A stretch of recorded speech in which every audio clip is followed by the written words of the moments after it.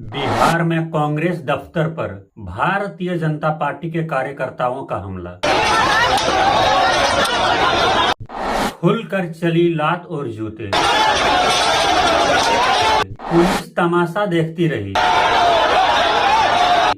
राहुल गांधी के बयान से बढ़ा विवाद। राहुल गांधी पर पटना के पुलिस स्टेशन में एफआईआर। राहुल गांधी बोले डरेंगे नहीं। राहुल गांधी का बयान, सत्य और अहिंसा के आगे असत्य और हिंसा टिक नहीं पाएगी। मारो और तोड़ो, जितना मारना और तोड़ना है। हम सत्य और संविधान की रक्षा करते रहेंगे। सत्यमेव जयते। मगर बड़ा सवाल, क्या भारतीय जनता पार्टी को भाषाई मर्यादा पर टिप्पणी करने का अधिकार है? क्या भाजपा भूल गई अपने ही नेताओं का भड़काऊ और अश्लील बयान? क्या भाजपा भूल गई प्रधानमंत्री नरेंद्र मोदी की महिला विरोधी बयान? अच्छी बात है कि भारतीय जनता पार्टी भाषाई मर्यादा का बात कर रहा है। ये बहुत अच्छी बात है दोस्तों। जैसे कि आप जानते हैं कि प्रधानमंत्री नरेंद्र मोदी के बारे में राहुल गांधी का एक बयान वायरल हो रहा है, जिसमें वह प्रधानमंत्री नरेंद्र मोदी के बारे में तू तड़ाक कर बात कर रहा है। अब इसका नतीजा ये हुआ कि राहुल गांधी के खिलाफ एफआईआर भी कर दी गई। और वहीं दूसरी तरफ महागठबंधन की एक रैली में प्रधानमंत्री नरेंद्र मोदी के बारे में एक आदमी ने अपशब्द का इस्तेमाल किया था।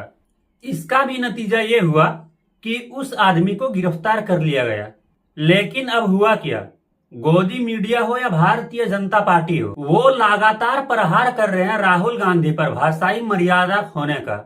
सबसे पहली बात, भारतीय जनता पार्टी के पास कोई नैतिक अधिकार नहीं है ये कहने का कि विपक्षी दल भाषाई मर्यादा खो रहे हैं, क्योंकि आजाद भारत के इतिहास में भाषाई मर्यादा खोने की सबसे गंदी मिसालें अगर आई है तो प्रधानमंत्री नरेंद्र मोदी की नेतृत्व वाली भारतीय जनता पार्टी की तरफ से आई है।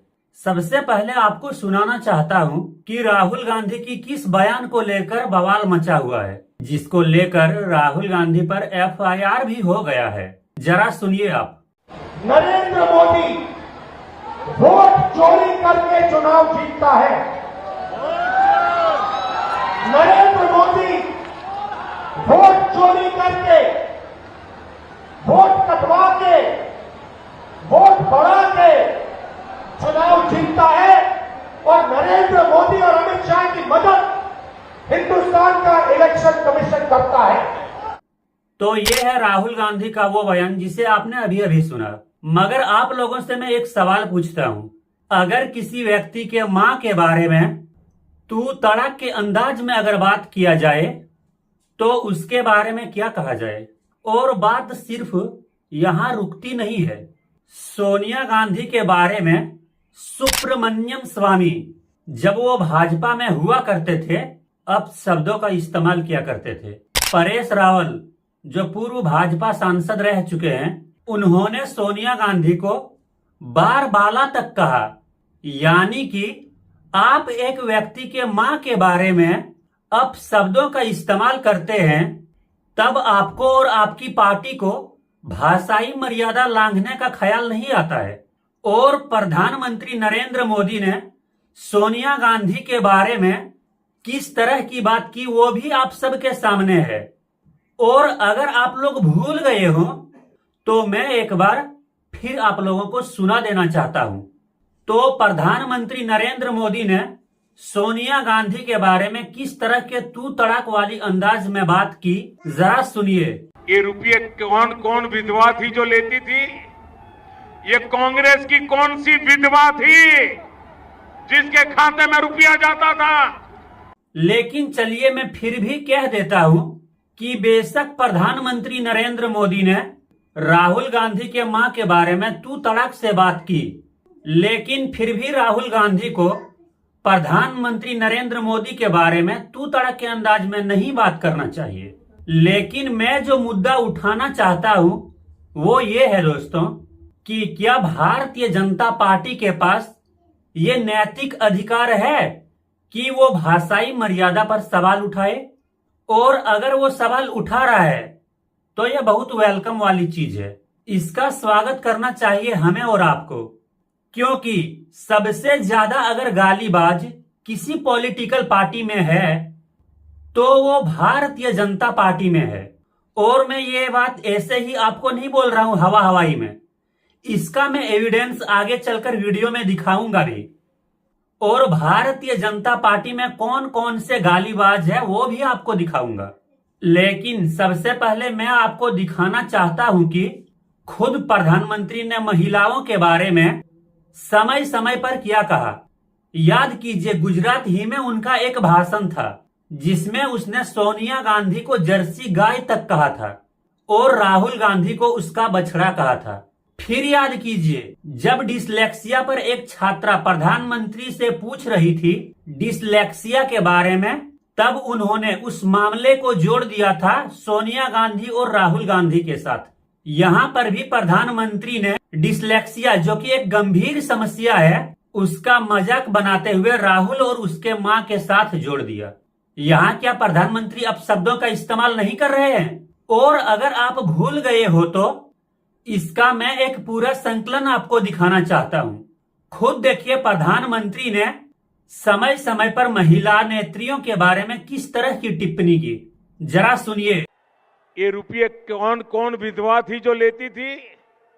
ये कांग्रेस की कौन सी विधवा थी जिसके खाते में रुपया जाता था? इस देश में कभी किसी ने 50 करोड़ की गर्लफ्रेंड देखी है? 50 करोड़ की गर्लफ्रेंड ये गरीब देश में। आदरणीय दीदी, ओ दीदी,